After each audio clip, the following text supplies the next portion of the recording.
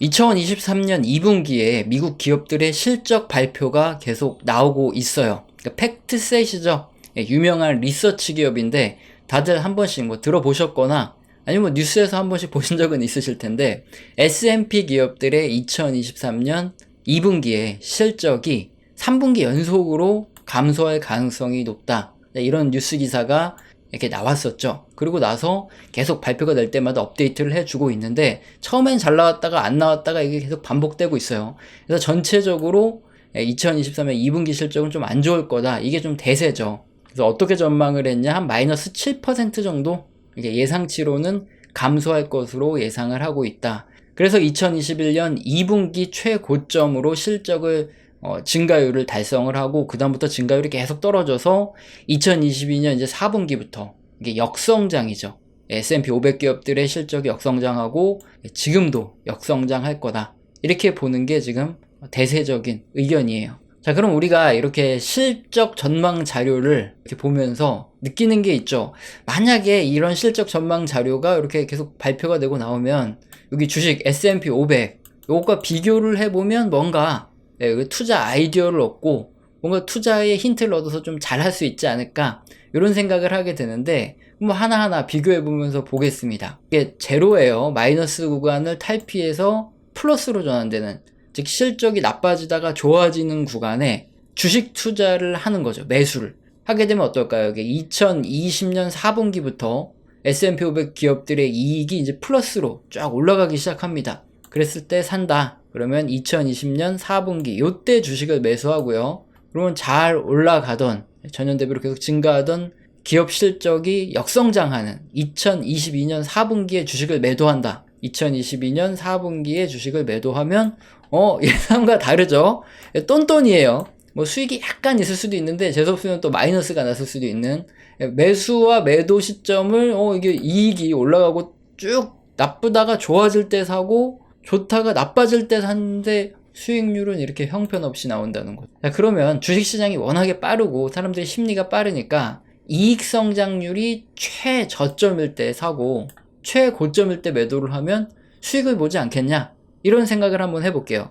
2020년 2분기에 삽니다. 최저점일 때. 그리고 2021년 1분기에 파는, 이렇게 보시면 코로나 때 사니까 굉장히 낮게 샀죠. 그리고 2021년 2분기에 매도가 되니까 뭐 한 요때쯤 매도가 된다. 와, 굉장히 좋은 수익이 나지 않냐, 깔끔한 수익이 나지 않냐, 이렇게 생각할 수 있는데 이 방법의 최대 단점이 있어요. 자, 2023년 2분기 지금 구간은 그러면 앞으로 더 떨어질 것 같은 구간으로 생각되세요? 아니면 이제 여기가 최저점 찍고 올라갈 것 같은 이런 최저점 구간으로 생각되세요? 알 수가 없죠. 만약에 이게 지금 최저점 찍고 다음 분기부터 쭉 올라가는 시점이다. 그러면 지금 주식을 뭐 매수해야 되겠죠. 그런데 앞으로 더 떨어질 수 있다 그러면 주가가 앞으로 어떻게 될지 모르니까 이거는 굉장히 위험한 구간이란 말이죠. 이익 성장률이 가장 낮을 때 사서 가장 높을 때 판다. 이러면은 굉장히 좋은 투자 방법이긴 해요. 하지만 이거는 현실적으로 미래로 타임머신을 가서 타고 돌아오지 않는 한은 불가능한 방법이라는 거죠. 이건 이론상 말도 안 돼요. 물론 이 팩트셋에서는 이렇게 전망 자료를 계속 내줍니다. 뭐 2024년에는 어떨 거다 이렇게 내주는데, 근데 그게 거의 틀려요. 거의 대부분 뭐 요때 실적 이후에는 다음부터 이제 올라갈 거다 했는데 알고 보면 안 그렇고 맞출 수가 없습니다. 그래서 이 방법은 의미가 없다. 이렇게 여러분이 기억을 꼭 해 두셔야 될 게 있습니다. 우리가 처음에 이 실적 전망 자료 뭐 이런 거 봤을 때 이거 뭐 대단한 자료구나, 이거 좀 요즘에 뉴스에서 나오는 것들 대부분 다 뭐 S&P 500 실적 전망 자료 팩트셋에서 어떻게 발표를 했는데 지금 실적을 까봤더니 어떠고 저떠고 막 이런 내용만 계속 나와요. 그런데 지금 증권방송이나 뉴스에서 나오는 이런 정보들 있죠. 이런 정보의 90%는 중장기 투자가 아니라 단기 투자자를 위한 정보입니다. 단기 투자자에겐 유용해요. 실적 전망이 낮았는데 생각보다 더 높게 나온다 그럼 주가가 올라갈 수 있으니까 단기에 뭐 치고 빠지고 할 수 있는 거잖아요. 하지만 중장기 투자자들한테는 앞서 살펴봤지만 이런 뭐 이익 전망치 이런 것들은 아무런 의미가 없는 정보입니다. 이익 전망을 정확하게 할 수 있다, 그런 의미가 있는데 그럴 수가 없기 때문이죠. 반대로 중장기 투자자들이 진짜 필요한 정보들 있죠. 이런 것들은 조금 이따 설명드리겠지만 재미가 별로 없어요. 그리고 매일매일 변하지도 않습니다. 뭐 한 달에 한 번씩 지표가 발표가 되는데 그 지표의 변동성도 그렇게 크지가 않아요. 뭐 뉴스에 나오는 사람들이 매달 뭐 거의 비슷비슷한 얘기, 매일 똑같은 얘기만 한다 그러면은 그거 누가 보겠습니까? 자, 이렇게 우리 같은 사이클 투자, 이렇게 중장기 투자자들에게 필요한 정보들은 대중의 관심도도 낮고 이렇게 다이나믹하게 변하지도 않기 때문에 사실상 우리가 많이 접하는 정보들의 90%는 단기 트레이더들을 위한 자료고, 중장기 투자자가 단기 트레이더들의 투자 근거로 투자를 하다가 실패하는 거죠. 그래서 돈을 잃는 경우가 많아요. 그거 진짜 조심을 하셔야 됩니다. 그래서 지금 내 생업이 굉장히 바빠요. 그래서 내가 빠르게 판단을 내리고 뭐 손절도 탁탁하고 익절도 할 수 있는 이렇게 대응이 불가능하다. 그러면은 중장기 투자를 할 수밖에 없잖아요. 그러는 분들이라면 사실 뭐 증권방송이나 뉴스나 뭐 증권 관련 유튜브나 이런 거 많이 볼 필요는 솔직히 말씀드리면 없어요. 쓸데없는 정보들이 너무 많죠. 단기 트레이더들을 위한 정보들이 너무 많아서 오히려 투자 판단에 흐려지는 경우가 많습니다. 그래서 중장기 투자를 한다, 내가 그럴 수밖에 없는 상황이라면 정말 필요한 정보만 추려서 듣는 게 가장 좋죠. 그러면 중장기 투자자, 뭐 우리 같은 사이클 투자자들에게 필요한 정보는 무엇일까요? 여기 검은색이 미국의 GDP 성장률입니다. 다른 말로 하면 경제 성장률이고, 빨간색이 미국 주식시장의 전년 대비 상승률이에요. 거의 한 30년 동안 자료를 보면은 굉장히 똑같이 움직이죠. 이제 검은색의 경제 성장률, GDP 성장률이, 산책하는 주인이라면 이 붉은색의 주식시장 상승률은 주인을 따라서 산책을 같이 하는 개입니다. 결국에는 주인이 가는 방향으로 따라갈 수밖에 없어요. 진짜 실물 경제를 살펴보고 우리가 판단을 해야 되는데, 경제 지표들이 바로 그 실물 경제를 판단해주는 지표들이죠.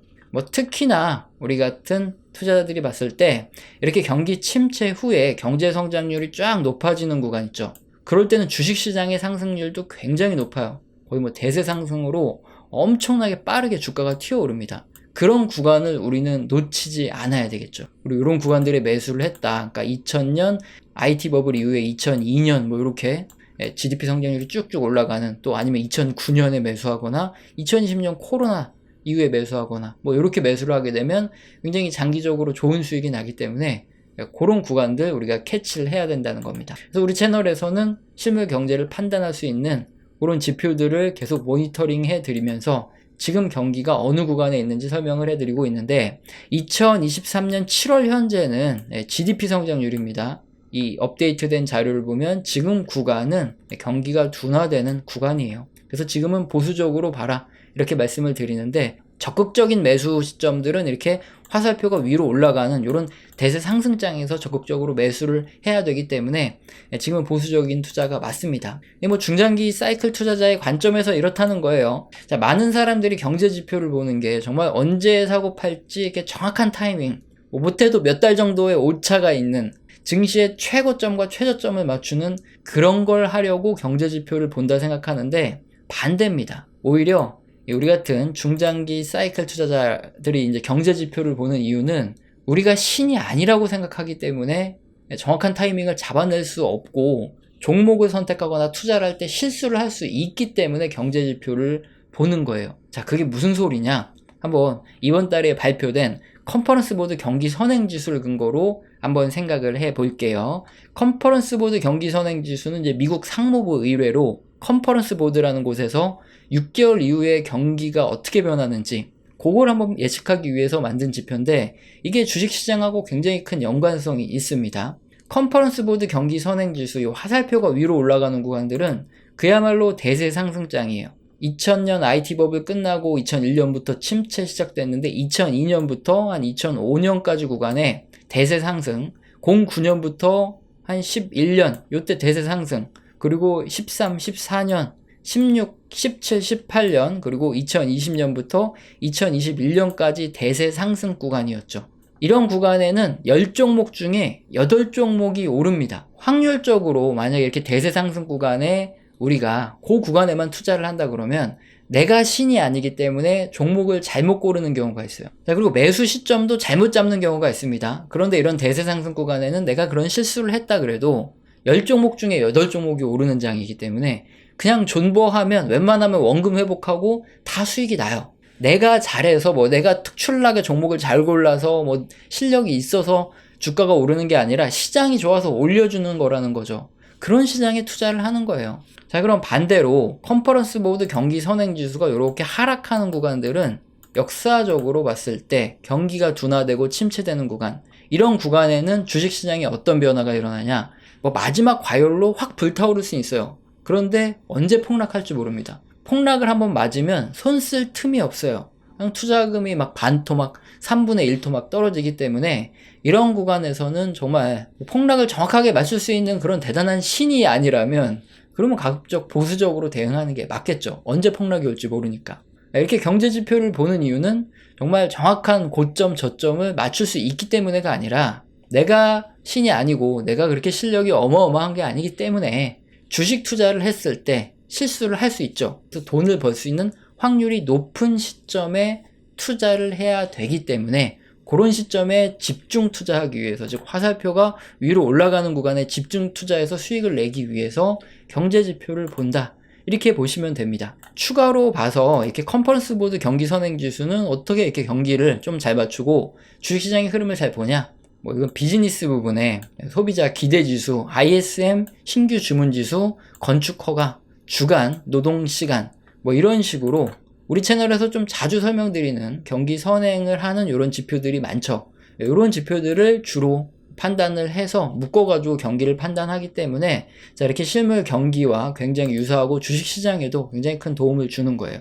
뭐 그래서 의견도 굉장히 비슷합니다. 요거는 컨퍼런스 보드의 요 검은 선이 확상 지수고 이게 6개월 변동 지수거든요. 이 검은 선과 이 파란색이 떨어져서 이 마이너스 한 4.5 정도 이하로 떨어지는 구간들 있죠. 이런 구간에는 역사적으로 경기 침체가 올 확률이 아주 높은 구간인데 지금은 어떠냐? 경기 침체 구간에 벌써 진입을 해 있어요. 2022년 초중순부터 경기 침체 확률이 굉장히 높은 수준을 유지하는 그런 상황입니다. 이때는 굉장히 보수적으로 대응을 해야 되는데 주식시장은 어떻죠?